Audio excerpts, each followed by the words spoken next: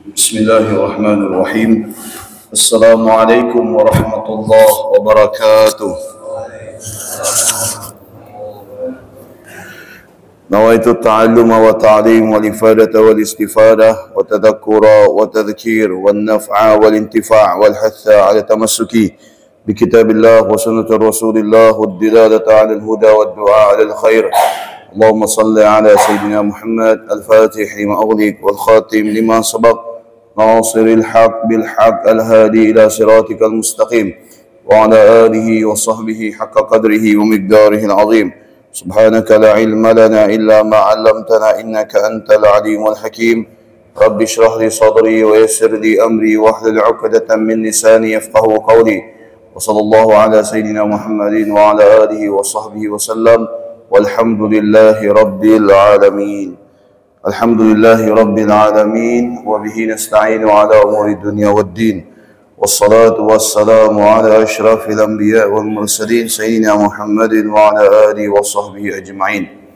قال المصنف رحمه الله ونفعنا وبعلومه في الدارين إلى أن قال: الحديث 11 hadis yang ke-11, al-ibti'ad anisyaki wasyubhah, anjuran untuk menjauhi, menghindari sesuatu yang meragukan atau sesuatu yang syubhat.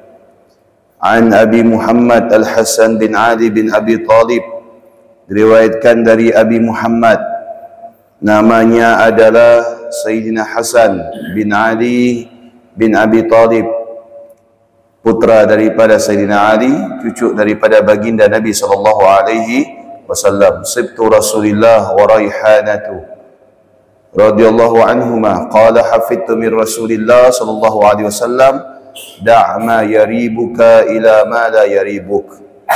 Sesungguhnya, kata Sayyidina Hasan, saya hafidtu ini bisa diartikan menghafal, tetapi sebenarnya tidak bisa dikatakan menghafal, ya, karena bagaimanapun apa yang beliau terima itu tidak dihafal, tetapi langsung diamalkan. Ada juga hafidtu di sini adalah menjaga, mengabadikan apa yang dia terima daripada baginda Nabi sallallahu alaihi wasallam. Artinya omongan ini saya jaga. Omongan ini saya jaga. Nasihat daripada Nabi, anjuran daripada Nabi, ya, itu dijaga oleh Sayyidina Hasan. Di antaranya apa? Da'ma yaribuka ila ma la yaribuk. Ya, kalau misalkan sesungguhnya saya menghafal, hadisnya pendek. Kayaknya menghafalnya tidak perlu lama bagi Sayyidina Hasan, apalagi bahasa Arab. Da'ma yaribuka ila ma la yaribuk. Ya, mungkin menurut kita lebih sulit menghafal, ya, surah Al-Kautsar kalau bagi orang yang belum pernah menghafal sama sekali, ketimbang menghafal hadis ini. Hadisnya pendek, da' ma yaribuka ila ma la yaribuk. Nah, apa artinya? Artinya adalah tinggalkan yang meragukanmu kepada yang tidak meragukan. Tinggalkan yang meragukan itu tinggalkan. Pilihlah sesuatu yang di dalamnya itu tidak ada keraguan. Sudah? Hadis ini diriwayatkan oleh Sayyidina Hasan.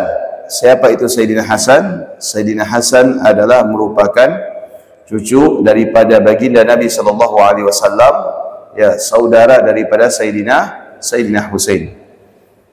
Sayyidina Hasan ini diberi gelar Raihanah, ya. Nama Raihanah ini sudah diambil oleh penyanyi populer. Betul tak? Ya kan? Raihanah. Raihanah ini artinya sesuatu yang semerbak. Sesuatu yang semerbak, harum dan yang sebagainya. Ya. Akhadha min qaulil Mustafa fihi wa fi akhihi al-Husain, hum raihanatain min ad-dunya. Wa min riwayati min al-jannah, shibhu sallallahu alaihi wasallam sururihi wa farhihi bihima.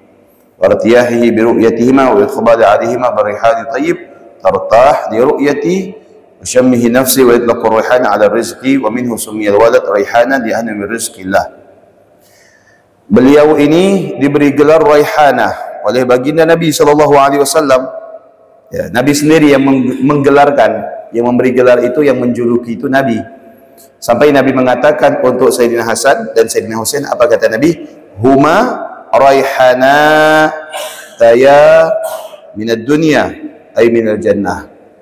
Ini dua cucu saya, kata Nabi, adalah merupakan, ya, kedua-duanya sesuatu yang akan semerbak nanti di dalam surga. Ya. Kenapa dinamakan demikian Sayyidina Hasan? Karena dari paras itu mirip baginda Nabi. Dari paras itu mirip baginda Nabi. Syibhu sallallahu alaihi wasallam. Kalau dia senyum mirip Nabi. Kalau tertawa mirip Nabi. Kalau lagi bahagia mirip Nabi. Mirip Nabi sallallahu alaihi wasallam. Bahkan, ya, Sayyidina Bilal ibn Rabah, ketika beliau itu keluar dari kota Madinah sepeninggal Nabi, maka tak kala beliau itu bermimpi Nabi, kemudian Nabi mengatakan kepada Sayyidina Bilal, apakah ini yang namanya cinta, wahai Bilal, ketika engkau menjauh dariku? Maka Sayyidina Bilal kemudian terbangun. Terbangun itu menangis. Pergi Sayyidina Bilal ke kota Madinah.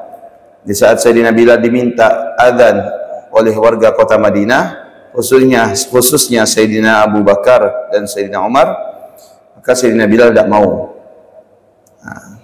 Apa kata Sayyidina Bilal? Kata Sayyidina Bilal, sesungguhnya aku tidak akan pernah adzan selepas baginda Nabi itu sudah wafat. Akhirnya tanpa disadari datang dua anak kecil, kedua-duanya memeluk Sayyidina Bilal. Adzin lana ya Bilal, adzankan untuk kami wahai Bilal. Ketika yang minta ini Sayyidina Hasan dan Sayyidina Husain, Bilal itu tidak nyanggup untuk menolaknya. Kata Bilal, andaikan aku menolak permintaan kalian, sama halnya aku menolak permintaan baginda Nabi sallallahu alaihi wasallam. Maka Sayyidina Bilal kemudian merendahkan badannya. Merendahkan badannya dilihat oleh Sayyidina Bilal. Sayyidina Hasan itu dilihat oleh Sayyidina Bilal dari wajah sampai ke dada. Sayyidina Husain dilihat oleh Sayyidina Bilal dari dada sampai ke bawah. Ketika ditanya, sesungguhnya, ya Hasan, engkau dari wajah mirip dengan baginda Nabi sallallahu alaihi wasallam, dan Husain, engkau dari tubuh mirip baginda Nabi sallallahu alaihi wasallam. Kemudian beliau itu adzan. Itu kelebihan Sayyidina Hasan. Ya, itu diantaranya Sayyidina Hasan. Ada juga yang mengatakan yang namanya raihan itu artinya adalah anugerah dari Allah. Wa yutlaqur raihan 'ala rizqi. Raihan itu artinya adalah anugerah dari Allah Subhanahu wa taala. Wa minhu summiyal walad raihanan li'annahu min rizqillah. Makanya sebagian orang-orang Arab dahulu itu, ya, memberikan gelar kepada anaknya itu dengan gelar raihan. Apa itu raihan? Rizki dari Allah Subhanahu wa taala. Maka kalau misalkan anaknya itu, ya, diberitahu kepada alam, hada raihan minallah, hada raihan minallah, ini adalah rizki dari Allah. Maknanya anak juga merupakan anugerah dari Allah Subhanahu wa taala. Rezeki itu banyak, bukan saja makanan dan minuman, bukan saja kendaraan, bukan saja tempat tinggal, ya, maka keturunan juga merupakan rezeki dari Allah Subhanahu wa taala. Wa qila yuqalu lil walad raihanu ila sab'in wa wazir ila sab'in akhar wa dhalika imma siddiqul hamim wa imma aduwwun mubin. Wa fi ba'd an-nas anhuma aid an abihi walad bil Madinah sana 3 min al-hijrah wa akbar min akhihi Husain bi amin. Sayyidina Hasan ini dilahirkan di kota Madinah tahun ketiga setelah hijrah baginda Nabi. Jadi begitu Nabi sampai di kota Madinah setelah hijrah, 3 tahun kemudian lahirlah Sayyidina Hasan. Setahun kemudian baru lahir Sayyidina Husain. Wa qila akthar wa adzana Rasulullah fi udhunihi. Dari sinilah bagaimana, ya, syariat mengadzani bayi itu ada. Jadi begitu bayi lahir, ya, disunnahkan untuk diadzan. Siapa yang pertama kali melakukan? Baginda Nabi. Untuk siapa? Cucunya. Ya. Jadi mohon maaf, kita jangan sampai anti ya, untuk mengazankan bayi ketika lahir. Ya. Walaupun maaf, andaikan ini tidak dilakukan Nabi, tapi ini merupakan perkara yang baik. Ya, kalau misalkan kita punya anak, kita punya cucu, apa yang kita inginkan daripada cucu ini ketika lahir? Dan apa yang diharapkan seorang cucu atau anak kita ketika keluar dari rahim ibunya? Apakah yang diharapkan itu nyanyian? Ya. Apakah yang diharapkan itu nyanyian? Tidak. Apakah yang diharapkan itu tepuk tangan? Tidak. Tapi yang diharapkan itu apa? Dia mengenal siapa yang menciptakannya, yaitu Allah. Maka sunnah itu diadankan telinga kanan, diiqamahkan telinga kiri, supaya yang pertama kali didengar oleh anak atau cucu kita itu adalah nama Allah dan nama nabinya Muhammad sallallahu alaihi wasallam. Ya. Jadi maaf, sungguh aneh sekali, lucu bagi kita ada orang yang mempertanyakan dalil mengadzankan bayi. Dalil mengadzankan bayi. Barangkali menurutnya azan itu hanya sebatas untuk menandakan waktu sholat. Tidak. Ya. Ketika terjadi gempa, kita dianjurkan untuk azan. Ketika terjadi kebakaran, kita dianjurkan untuk azan. Ketika terjadi angin besar badai, kita dianjurkan untuk azan. Ketika melepas seseorang berpergian jauh, berangkat haji, kita dianjurkan azan. Azan itu adalah perkara baik. Cuman bedanya di sini ya, azan untuk masuk waktu sholat dengan mengadzankan bayi beda. Jangan mengadzankan bayi kita pakai mic. Ya, bayinya di rumah sakit, kita adzannya di masjid, ya salah. Adzannya di telinga bayi. Ya, adzannya di telinga bayi. Wa adzana Rasulullah fi udhunihi. Hadis yang diriwayatkan oleh Abu Dawud dan Imam Tirmidzi. Wa qala hadits hasan sahih. Dan beliau mengatakan bahwasanya ya, Imam Tirmidzi di dalam kitab Al-Adhahi mengatakan bahwasanya hadis ini adalah merupakan hadis hasan, hadis sahih. Derajatnya itu ada dua. Sudah sahih, kemudian dia itu hasan. Mengadani bayi yang ketika itu baru lahir. Walaqabahu binaqiyyin wa sayyidin, dan dilaqabkan, digelarkan juga dengan sayyid. Wa kanahu Muhammad wa sammahu al-Hasan wa lam yakun ya'rifu hadha al-ism fil jahiliyah wa kada ismul Husain. Dinamakan Hasan, dinamakan Husain karena kedua nama ini tidak pernah dipakai oleh orang-orang jahiliyah. Ya, tidak pernah dipakai oleh orang-orang jahiliyah. Wa ri'a 'anil Bara' annahu qala ra'aitu Rasulullah sallallahu alaihi wasallam wadi'an al-Hasan 'ala 'atiqihi wa huwa yaqul Allahumma inni uhibbu fa ahibbahu. Suatu kali sahabat Nabi yang bernama Bara' ya, melihat Nabi SAW meletakkan Sayyidina Hasan di atas ininya, di atas tengkuknya yang mulia. Wa yaqul Allahumma inni uhibbuhu fa ahibbah. Ya Allah, sesungguhnya aku mencintai cucuku ini, maka cintailah dia. Man ahabbani falyuhibbu wal ya'lam asy-syahid al-ghaib Allahumma inni uhibbu wa ahabba man yuhibbu fa ahabba man yuhibbu 3 marrat. Sampai Nabi itu menyatakan sebanyak 3 kali. Apa kata Nabi SAW? Ya Allah, sesungguhnya aku mencintainya. Dan cintailah dia. Dan barang siapa yang mencintai Sayyidina Hasan, ya, maka sesungguhnya dia akan dicintai. Berarti mencintai yang dicintai Nabi, mendapatkan cintanya Nabi. Itu saja, simpel kita. Oh, kenapa Anda menghormati ini? Karena Nabi cinta kepada ini. Ya sudah, Anda mendapatkan cintanya Nabi. Tidak usah ditanya dalil panjang lebar. Kenapa Anda mencintai ulama? Karena Nabi mencintai ulama, karena pewaris Nabi. Kenapa Nabi mencintai orang-orang miskin? Kenapa Anda mencintai orang miskin? Karena Nabi mencintai orang miskin. Kenapa Anda mencintai keluarga dan kerabat Nabi? Karena Nabi mencintai keluarganya dan kerabatnya sebagaimana kita mencintai keluarga dan kerabat kita. Sudah selesai, tidak usah ditanya dalil.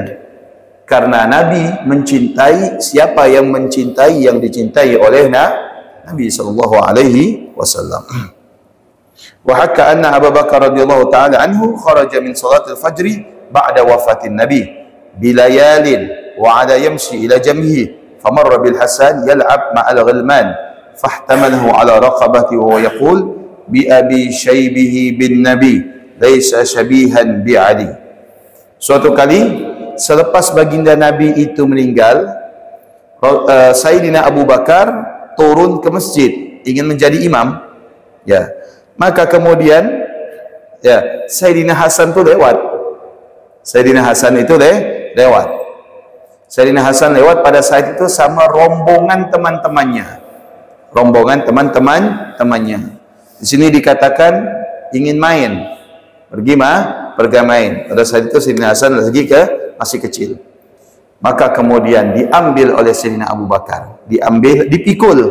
Sayyidina Abu Bakar mengatakan, bi abi Syaibah bin Nabi, ini orang mirip Nabi, mirip kakeknya, bukan mirip ayahnya. Nah, itu pengakuan daripada Sayyidina Abu Bakar bahwasanya beliau Sayyidina Hasan itu lebih mirip baginda Nabi ketimbang mirip Sayyidina Ali. Dan Sayyidina Hasan adalah merupakan orang yang mulia, orang yang dermawan. Pernah suatu kali ya Sayyidina Husain itu ingin menghormati orang tua.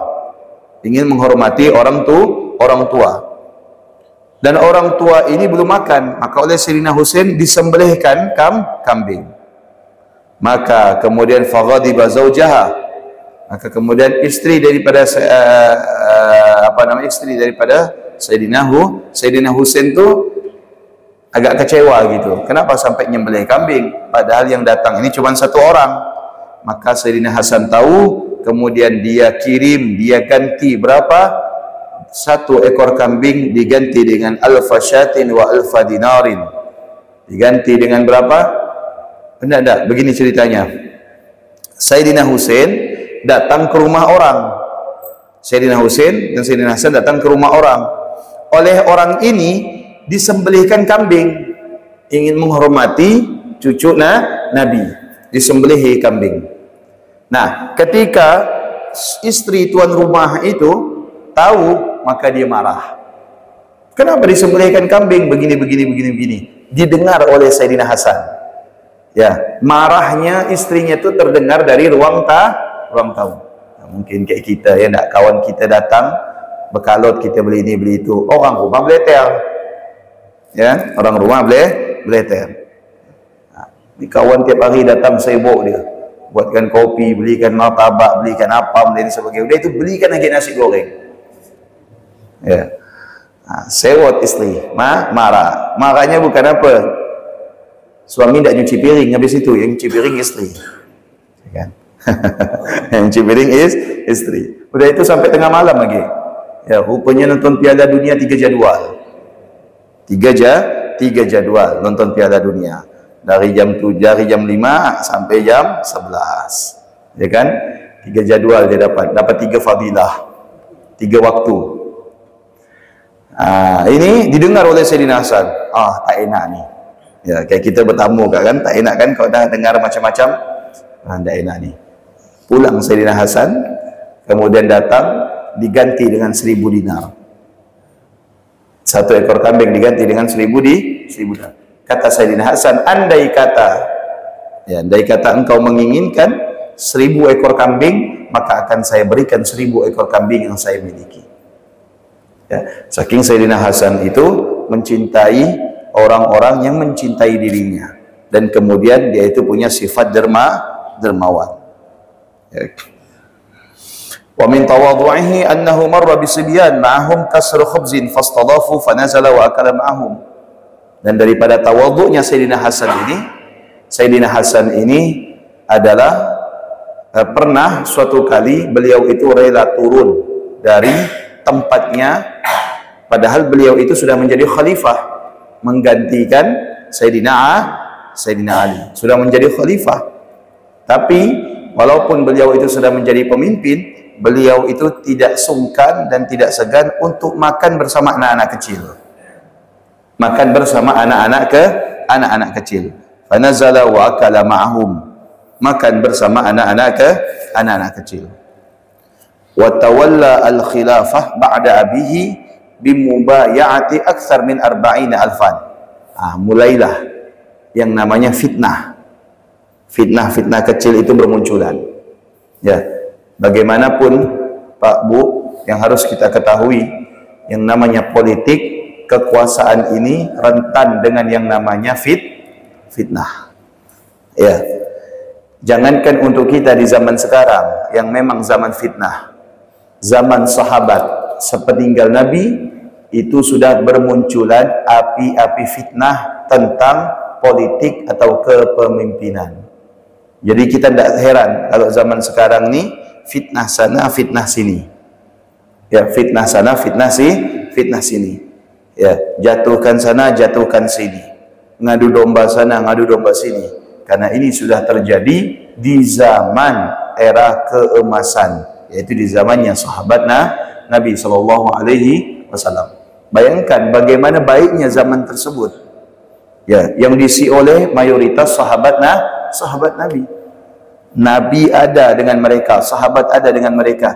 Namun sungguh begitu tidak menutupi, tidak mencegah munculnya fitnah. Jadi jangan kita berharap di zaman sekarang ini tidak ada fitnah. Ada. Di kantor ada fitnah, di pasar ada fitnah, bahkan di rumah tangga kita ada fitnah. Bahkan di rumah tangga kita itu ada fitnah. Ya. Maka kita berusaha minta kepada Allah semoga ya api-api fitnah itu tidak dimunculkan khususnya di dalam rumah tangga kita. Berapa orang yang membaiat Sayyidina Hasan? 40.000. Ya. Berapa lama beliau menjabat menjadi seorang pemimpin? Hanya 6 bulan. 6 bulan jadi pemimpin. Ya, ditekan sana, ditekan sini.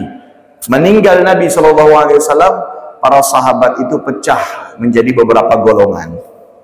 Karena masing-masing kabilah, masing-masing suku itu berharap untuk menjadi pemimpin, menggantikan baginda Nabi. Sebenarnya sudah ada semenjak Sayyidina Abu Bakar diangkat menjadi khalifah. Bani ini ngajukan ini, bani ini ngajukan ini, bani ini ngajukan ini. Makanya baginda Nabi itu dikuburkan setelah wafat 2 hari. Nabi dikuburkan setelah wafat 2 hari. Kenapa? Nunggu siapa yang gantikan Nabi. Dari sini kata para ulama, kalau misalkan ada yang meninggal, ya tidak segera dikuburkan itu boleh. Apabila ada yang ditunggu. Karena baginda Nabi begitu meninggal tidak langsung ditanam. Berapa lama ditanam Nabi? 2 hari setelah itu baru Nabi ditanam. Menunggu siapa yang akan menggantikan baginda Nabi sallallahu alaihi wasallam. Pak Ustaz, tapi bukankah ada hadis yang dianjurkan untuk menyegerakan sesuatu? Betul, ada 3. Apabila datang waktu solat, segera melaksanakan solat. Apabila ada yang meninggal, maka segera dikuburkan. Apabila anak kita yang perawan sudah memiliki jodoh, maka segera dinikah. Kenapa Bapak ngambil satu, tidak 3-3-nya diamalkan? Ya, ada jenazah, cepat-cepat dikuburkan, padahal anaknya masih di perjalanan mau datang. Ditunggu aja dulu, tidak masalah. Saudaranya di perjalanan masih mau datang, tidak masalah, ditunggu. Ya, tidak dosa kita, kecuali tidak ada yang ditunggu, maka baru kemudian segera dikubur. Nah, sekarang kalau misalkan hujan lebat, pemakaman hujan lebat, ada yang meninggal, apakah hujan-hujan kita tanam berdasarkan hadis ini? Kalau kita tanam hujan-hujan, hukumnya haram, dosa, sama dengan menyakiti mayit. Sama halnya kita menanamkan jenazah, keadaan kuburan itu masih ada air, itu hukumnya haram. Bapak harus tahu, ada di dalam kitab fikih itu. Tidak boleh Pak, menguburkan mayit ternyata dalam kuburan itu masih ada air. karena akan membuat jenazah itu cepat haram hukumnya, dosa kita. Ya, makanya menyegerakan sesuatu itu baik, tapi lihat dulu keadaannya. Nah sekarang kalau misalkan memang demikian, anak bapak yang perempuan, saya yakin rata-rata punya cowok, kenapa tidak dinikahkan? Karena berlaku hadis Nabi, segera nikahkan. Betul tidak? Betul. Kenapa tidak dinikahkan? Karena belum siap. Kenapa tidak dimakamkan? Nunggu. Saudaranya masih di perjalanan, 3 jam lagi datang. Oh tidak boleh, ini harus segera dikuburkan. Ini rusak, ini orang semacam ini. Memahami dalil hanya sebatas teks. Ya, tidak boleh lewat waktu sholat. Yang tidak boleh lewat waktu sholat itu kita yang hidup. Orang meninggal itu dan tidak ada hisapnya lagi. Orang meninggal itu dan tidak dianjurkan udah tidak bisa beramal. Yang tidak boleh lewat waktu sholat itu kita. Kita yang masih hidup tidak boleh lewat waktu sholat. Orang yang meninggal udah tidak dihisap lagi dia sholat. Paham kira-kira Pak? Jelas? Nah, saya dalam hal ini seringkali bertemu dengan orang-orang yang kekeh. Ya, ada keluarga saya meninggal, ada memang beberapa orang. Kapan ini mau dikuburkan? Misalkan meninggal pagi, saya bilang sore dikuburkan. Oh ini lewat waktu zuhur nih. Yang tidak boleh lewat waktu zuhur kita Pak yang masih hidup. Kalau yang sudah meninggal udah tidak bisa sholat lagi. Kalau dia sholat kita bubar semua. Nah, dari situlah kita memahami konteks hadis, bukan saja memahami sebatas teks hadis. Jelas Pak ya? Paham? Nah, Sayyidina Hasan itu memimpin hanya sebatas 6 bulan. Sudah tidak kuasa dengar fitnah. Udah tidak kuasa dengar fitnah. Fitnah sana, fitnah sini, fitnah sana. Dia berikan jabatan itu kepada siapa? Kepada Muawiyah. Ini ambil. Ya, padahal di belakangnya ada 40.000 masa. Andaikan pada saat itu Sayyidina Hasan bertahan, Sayyidina Hasan bisa. Cuma tidak kuasa kata orang. Karena fitnah. Datang kepada Muawiyah. Muawiyah ini yang paling istilahnya kata orang itu paling besar ancamannya untuk menjadi khalifah. Ambil. Tapi lihat, sungguh begitu Sayyidina Hasan mati dalam keadaan diracun Sayyidina Hasan. Siapa yang meracuni Sayyidina Hasan? Siapa? Istrinya. Masuk ini penyusup lewat istrinya. Dijanjikan kalau ente berhasil menaruh ini di makanan Sayyidina Hasan, ya, makanan suami, ente bakal dinikahkan dengan Raja Muawiyah. Dijadikan selirnya katanya. Mau dia, tidak tahan dengan hidup yang serba terbatas. Ya, Sayyidina Hasan bukan orang kaya, karena Nabi tidak mewariskan harta. Ya, Sayyidina Hasan bukan orang kaya, karena Sayyidina Ali tidak mewariskan harta. Ya, diracun Sayyidina Hasan, meninggal Sayyidina Hasan, sampai ya Nabi pernah suatu kali mencium bibir Sayyidina Hasan, dicium oleh Nabi.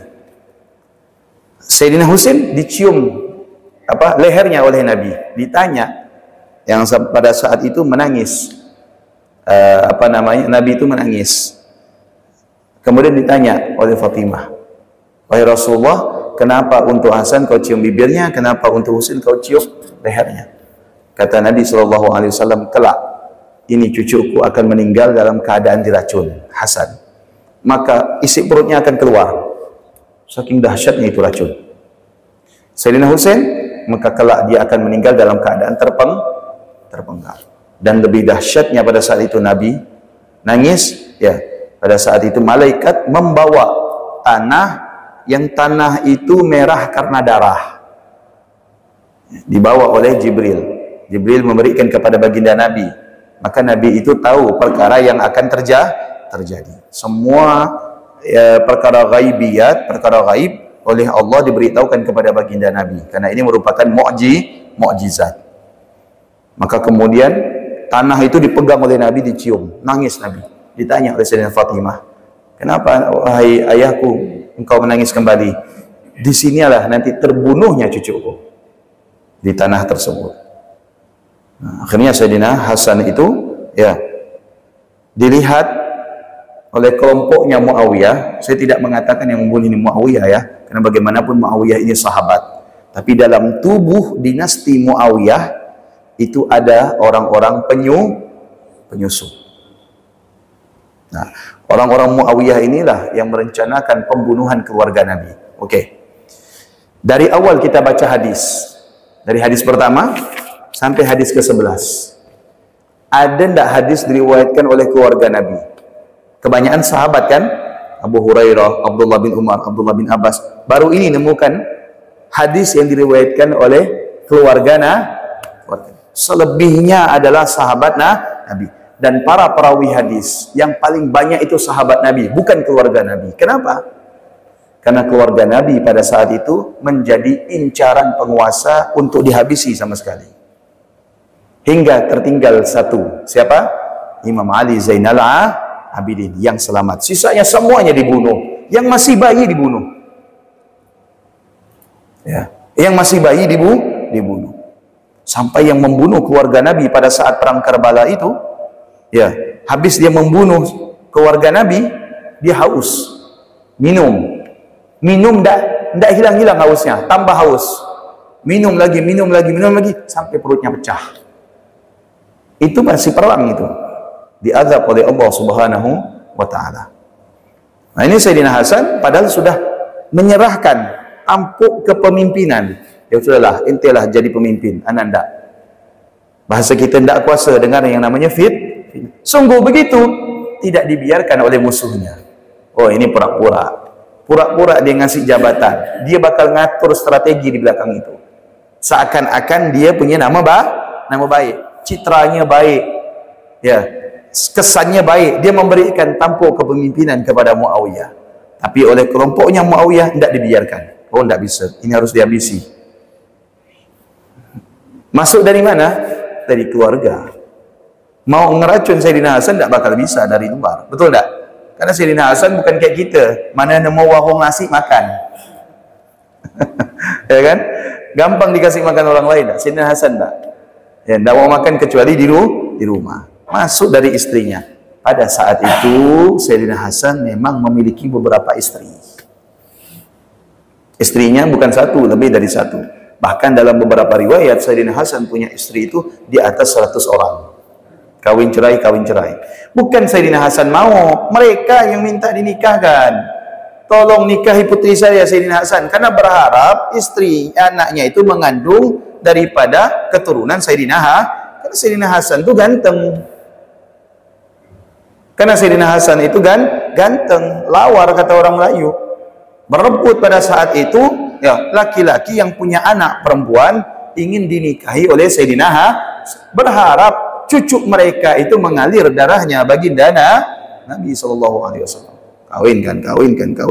Untung tak saya tak ada ganteng kayak Sayyidina Hasan. Ya kan? Ganteng Sayyidina Hasan itu, luar biasa. Ya kan? Ditawar kawin. Nah, salah satu istrinya inilah disusupi. Ya. Dengan perjanjian bahwasanya apa? Kalau Sayyidina Hasan terbunuh, ente bakal dijadikan perawan, janda. Betul tak? Janda, ente bakal dinikahi oleh Muawiyah. Ini yang nyuruh racun ini mengatasnamakan Muawiyah. Ente racun, ente simpan ini di makanan, begitu meninggal, ente janda akan dinikahi oleh Muawiyah. Karena Muawiyah sudah jadi raja. Kalau ente sudah jadi istri raja, semua yang ente mau diberikan. Baik, katanya. Boleh? Ya sudah. Diracun, meninggal Sayyidina Hasan. Tahu tak perempuan ini? Ternyata tidak dinikahi oleh Muawiyah. Justru dia dibunuh. Ini perempuan yang racun Sayyidina Hasan, ternyata dibunuh. Ditawan, dimasukkan penjara. Apa kata orang Muawiyah? Suami ente saja ente racun. Apalagi orang lain. Dibunuh langsung. Nah, itulah yang namanya pengkhianat itu tidak akan bahagia. Ya, pengkhianat tidak akan bahagia. Pengkhianat apapun. pengkhianat jabatan, pengkhianat harta, pengkhianat silaturahmi, pengkhianat ilmu, tidak akan bahagia selama-lamanya. Ya, karena apa yang dia lakukan itu adalah bentuk sebuah kemaksiatan yang sangat besar. Dibalas oleh Allah Subhanahu wa taala. Da' ma yaribuka ila ma la yaribuk. Dikatakan di sini bahwasanya tinggalkan sesuatu yang meragukan. Apa yang meragukan? Contoh. Ya, misalkan kita diberikan oleh orang sesuatu. Orang ini kita tidak tahu pekerjaannya apa. Betul tidak? Ini orang kerjanya apa? Kok tiba-tiba baik sama saya? Ya kan?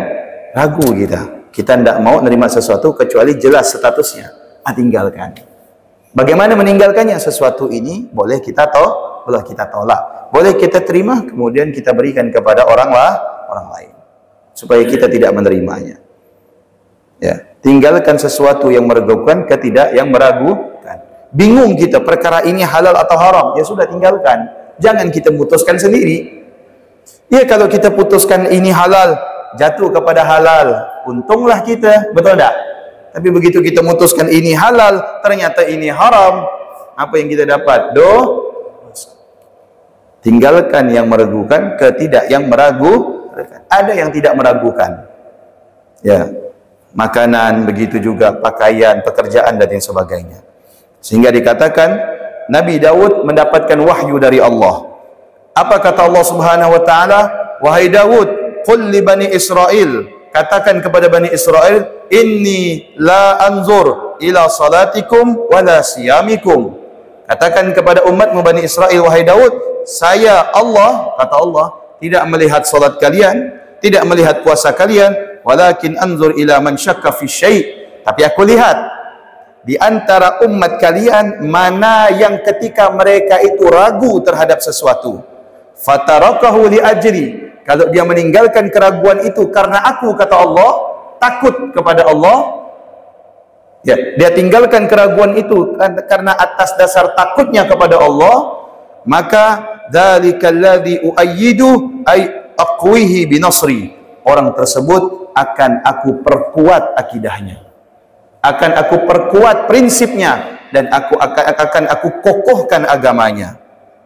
Dan kemudian setelah itu apa? Ai ufakhir bihi malaikati, dan akan aku banggakan di hadapan para malaikat-malaikat Allah. Ini menunjukkan bahwasanya kalau kita itu harus punya prinsip. Ya. Makanya dikatakan oleh Nabi Allah Daud, wahyu dari Allah Subhanahu wa taala, ya, sekalipun Anda rajin sholat, Anda rajin puasa, tapi kata bahasa kita tuh apa? Main terobos ya. Hantam sana sini, apa gunanya puasa dan sholat kita? Betul? Ya, sholatnya rajin, puasanya rajin, luar biasa. Sholat sunnah, sholat wajib dan sebagainya. Puasa sunnah, puasa wajib, tapi semua digasak. Sikut kanan kiri, ya, banting atas bawah, hantam depan belakang, semua diambil. Yang penting kata dia rezeki, semuanya diambil. Nah, ini berarti menunjukkan sholat dan puasanya itu tidak bermanfaat. Tapi ingat, jangan pula tidak usah sholat, tidak usah puasa, yang penting kita punya. Ini lebih fatal lagi. Ya, maksudnya sekalipun Anda itu ahli sholat, tetapi kalau Anda itu tidak memiliki prinsip, ya, tidak meninggalkan yang meragukan, maka puasa dan sholat kalian itu tidak akan dibanggakan oleh Allah Subhanahu wa taala. Dan kemudian hadis ini menyimpulkan bahwasanya kita harus memiliki sifat wara. Wara itu adalah berhati-hati terhadap sesuatu. Maksudnya berhati-hati terhadap apa yang akan menjadi milik kita. Makanan, minuman, pakaian, kendaraan, semuanya itu harus ditimbang dengan sifat wara. Dari mana asalnya, dengan cara apa? Karena bagaimanapun segala sesuatu yang kita miliki sekarang ini, pakaian, makanan, minuman, kendaraan, semuanya akan dihisab oleh Allah Subhanahu wa taala dan memberikan pengaruh terhadap ibadah kita. Kita tidak mau hanya sebab sebuah kurma menjadikan resiko yang harus kita terima. Apa? Salat kita tidak diterima oleh Allah selama 40 hari. Hanya karena satu kurma. Jadi diceritakan ada Ada anak, kalau dia keluar rumah tuh pingsan. Kalau dia keluar rumah pingsan, keluar rumah pingsan. Akhirnya anak ini tidak pernah keluar rumah. Orang tuanya gelisah. Orang tuanya kemudian datang kepada salah satu orang alim bertanya, saya punya anak, kalau keluar rumah itu suka pingsan. Ditanya sama orang alim, pingsannya gimana? Melihat ke atas? Iya, melihat ke atas. Habis itu pingsan. Mau tidak pingsan? Iya, mau. Ente pergi ke pasar, beli kurma, ya, selain yang ditimbang, ente ambil 1 biji. Tanpa pengetahuan si penjual, kemudian dia kasih makan anak ente. Insya Allah anak ente tidak pingsan lagi. Begitu dia beli kurma, 1 biji diambil. Tanpa sepengetahuan si penjual. Tidak masuk hitungan maksudnya. Nah, yang 1 biji itu dikasih makan anaknya. Habis makan anaknya, keluar rumah, tidak pingsan lagi. Tidak pingsan lah, tidak pernah pingsan lagi.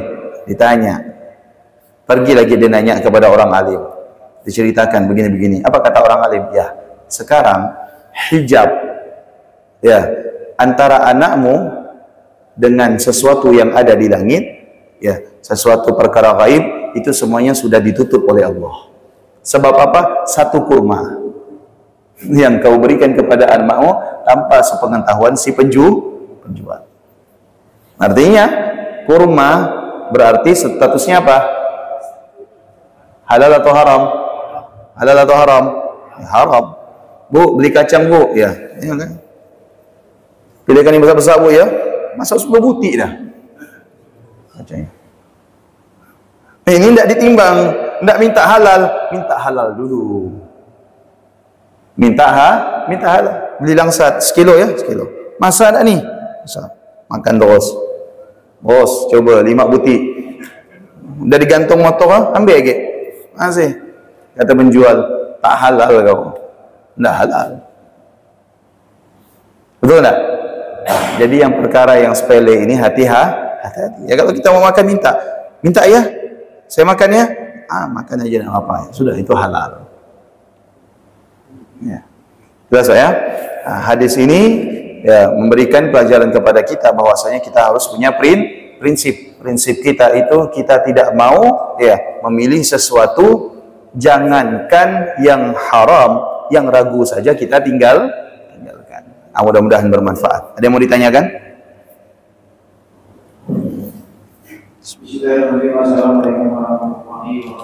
Waalaikumsalam warahmatullahi wabarakatuh.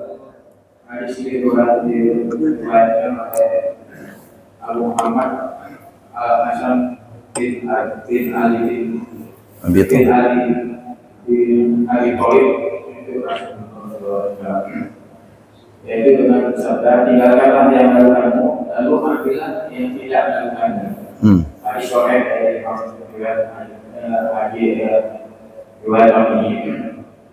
dan An-Nasai nomor 251. Yang saya tanyakan pada indikator apa yang menjadi pengaruhnya dalam hati manusia?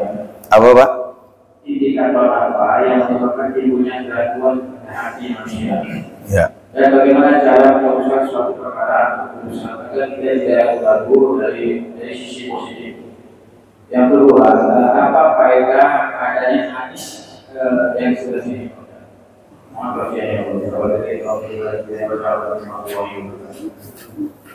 Assalamualaikum warahmatullahi wabarakatuh. Sebab keraguan-raguan itu adalah bisikan daripada syaitan.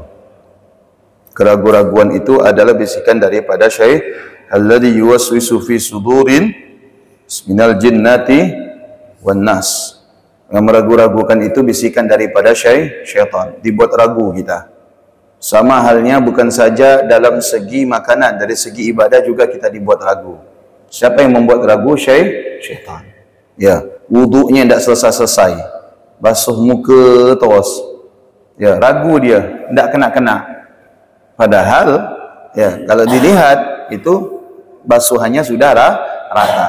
Itu syaitan. Syaitan hingga akhirnya tidak dapat takbiratul ihram dengan imam. Ya, lama di wudunya lama. Orang udah iqamah, dia belum selesai wudu. Yang wudu dengan dia udah masuk ke masjid. Perasaan dia belum kena lagi airnya di wajah. Padahal udah basah. Ini ragu. Ragu enggak? Ragu. Bisikan siapa? Bisikan syaitan. Yang namanya malaikat itu tidak pernah membisikkan keraguan. Yang membisikkan keraguan syaitan. Ya. Ibadah, segala sesuatu. Mau nikah, kenapa tidak nikah-nikah? Ragu, takut tidak bisa ngasih makan anak orang. Ini bisikan syaitan. Bisikan syaitan supaya kita tidak menikah. Syaitan lebih nikmat, lebih suka melihat kita itu tenggelam dalam maksiat sendiri ketimbang kita itu berumah tangga yang mana identik dengan ibadah. Bagaimana supaya menghindar daripada keraguan itu? Ya harus pertama menguatkan diri. Karena bagaimanapun kalau kita tinggalkan, bisikan itu tetap akan ada. Apalagi ketika kita meninggalkan keraguan, ternyata yang kita pilih itu tidak sesuai harapan. Di situ bisikan yang pertama itu akan menyalahkan kita. Kan? Udah saya bilang, kenapa ente pilih ini? Coba ente pilih yang sebelumnya, pasti ente selamat. Padahal ya belum tentu kita akan mendapatkan keselamatan ketika kita milih pilihan yang pertama. Belum tentu. Ya. Di situ. Kemudian ya apa yang ketiga?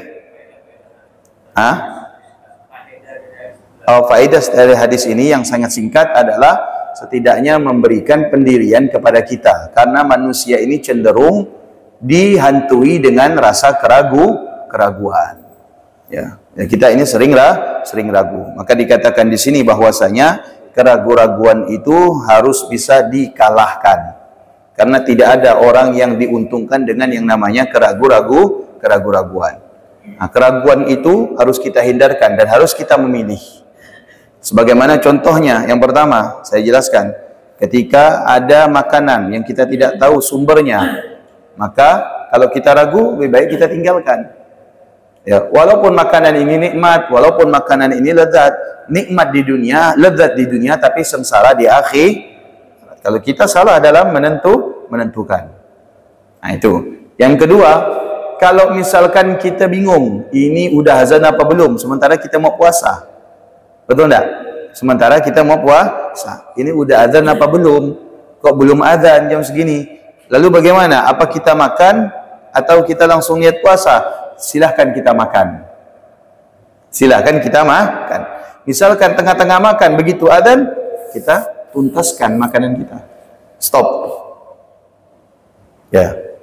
Misalkan kita tengah makan, azan, stop langsung. Tidak boleh diteruskan. Kalau diteruskan, puasa kita batal. Tapi kalau misalkan sudah selesai makannya, cuci tangan, kumur-kumur, gosok gigi, ternyata setengah jam yang lalu sudah azan, bagaimana? Tetap sah puasanya.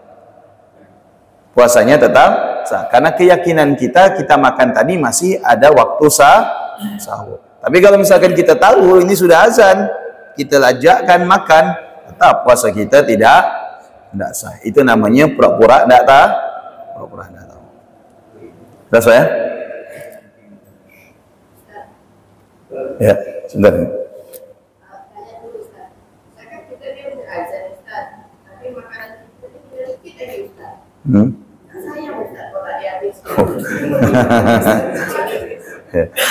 Sayang di sini kita lebih sayang kepada puasa kita, Bu. Lebih sayang kepada puasa. Kalau misalkan ibu sisa sedikit sayang, ibu masukkan ke mulut, maka puasanya batal. Lalu bagaimana dengan hadis Nabi ya yang mengatakan apabila ya kalian makan terdengar adzan, maka teruskan makanan kalian, itu adalah adzan pertama. Karena pada saat itu berlaku adzan dua kali. Ada adzannya Bilal, ada adzan selain Bilal. Adzannya Bilal menandakan waktu qiyamul lail. Pada saat itu dua orang berbeda tugas adzannya. Ada yang pertama adzan fajar katib, yang kedua adalah adzan fajar shadiq. Nah, mungkin tempat kita tidak diterapkan. Ini diterapkan di beberapa daerah. Kalau di Pontianak ini daerah Tanggul, TPI sana itu diterapkan azan subuhnya 2 kali. Pertama, menandakan qiyamul lail. Azan kedua menandakan masuknya waktu subuh. Nah, ini maksud Nabi hadis itu adalah azan pertama, bukan azan kedua. Ya.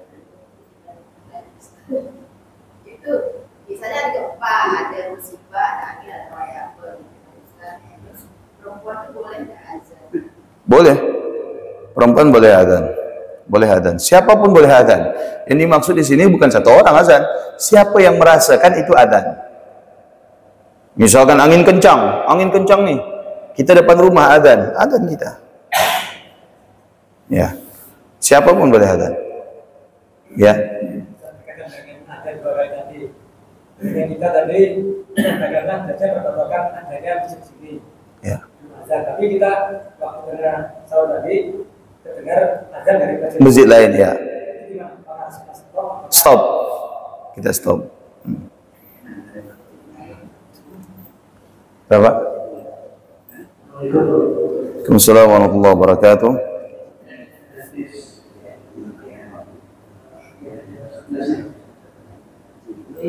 Dalam syarah saya kemudian alasan afdal dibandingkan saudaranya Al-Husain tetapi Rafidah mencintai Al-Husain karena peristiwa berikutnya itu lagu yang menimbulkan kesedihan dan mereka berikan kesusahan berhubungan Al-Husain. Ya. Seandainya mereka jujur dalam menghormati Ahlul Bait, saya mereka bisa mencintai alasan bagi Al-Husain dan menyambut apakah memang di sini banyak keteladanan dari Al-Husain? Oke. Kalau menyatakan afdaliyah mana yang lebih utama, Sayyidina Hasan atau Sayyidina Husain, maka kita selaku ahlu sunnah wal jamaah menyatakan kedua-duanya afdal, sama-sama memiliki keutamaan dan tidak membedakan antara satu dengan yang lain. Oke? Memang dari beberapa sahabat memiliki sudut pandang yang berbeda, bukan sahabat, para ulama. Ada yang mengatakan Al-Hasan afdal daripada Al-Husain, ada yang mengatakan Al-Husain afdal daripada Al-Hasan.